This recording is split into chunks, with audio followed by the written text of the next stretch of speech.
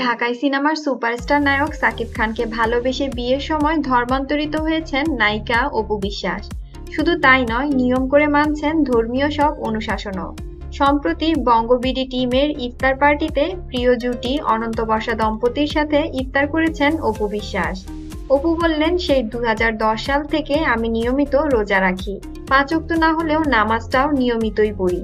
নামাজ শিখেছেন কার কাছ থেকে জানতে চাইলে অপু বলেন, কারো কাছ থেকে না, নিজে নিজে বই পড়ে শিখেছি। বিয়ের পর নামাজ পড়ে সাকিবের জন্য মঙ্গল কামনা করতাম। সাকিবের সঙ্গে বিয়ের সময় অপুর নাম হয় অপু ইসলাম খান, তবে অপু বিশ্বাস নামটাতেই তিনি বেশি স্বাচ্ছন্দ্য বোধ করেন।